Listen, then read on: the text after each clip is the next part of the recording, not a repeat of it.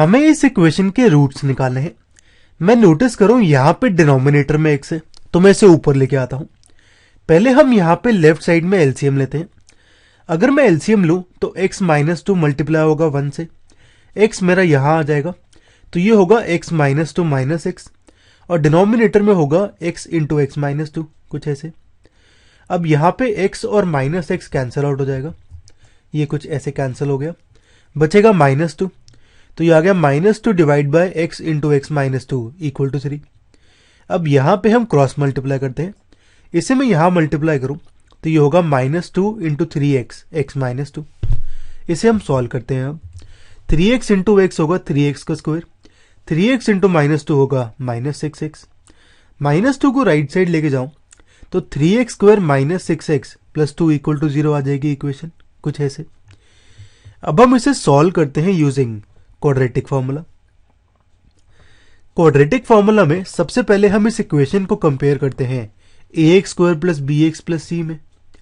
अब a होता है मेरा वो नंबर जो x स्क्वायर से मल्टीप्लाई है, यहां पे 3 मल्टीप्लाइड है x स्क्वायर के साथ, तो a की वैल्यू 3 होगी।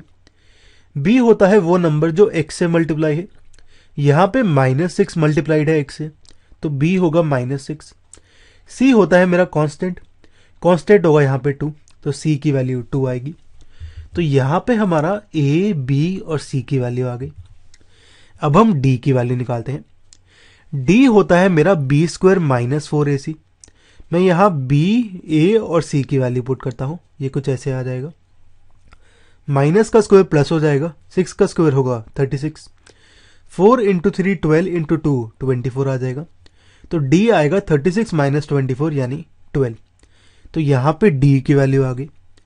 अब क्वाड्रेटिक फॉर्मूला में जो रूट्स होते हैं हमारे वो कुछ ऐसे होते हैं।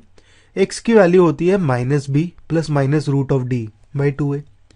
मैं यहाँ पे d की वैल्यू, b की वैल्यू और a की वैल्यू पुट करता हूँ, ये कुछ ऐसे आ जाएगा। माइनस ऑफ माइनस 6 यहाँ पे हो जाएगा प्लस 6, 2 इंटू 3 होगा 6, कुछ ऐसे। अब यहाँ पे हम रूट 12 को सॉल्व करते हैं। 12 को लिखता हूँ मैं 4 इंटू 3। अब रूट अलग अलग करूँ तो ये होगा रूट 4 इंटू रूट 3, और 4 होता है 2 का स्क्वायर, तो रूट 4 होगा 2, तो ये आ गया 6 प्लस माइनस 2 रूट 3 बाई 6। अब यहाँ पे मैं 2 कॉमन लेता हूँ न्यूमरेटर और डिनोमिनेटर से, ये कुछ ऐसे आ जाएगा। यहाँ से बचेगा 3, यहाँ से रूट 3, ये आएगा 2 इंटू 3, 2 और 2 कैंसल आउट हो जाएगा। मेरा x की वैल्यू आएगी 3 प्लस माइनस रूट 3 बाई 3। तो हमारे रूट्स आ गए। एक बारी प्लस लेता हूँ तो 3 प्लस रूट 3 बाई 3, एक बारी माइनस लेता हूँ तो ये होगा 3 माइनस रूट 3 बाई 3।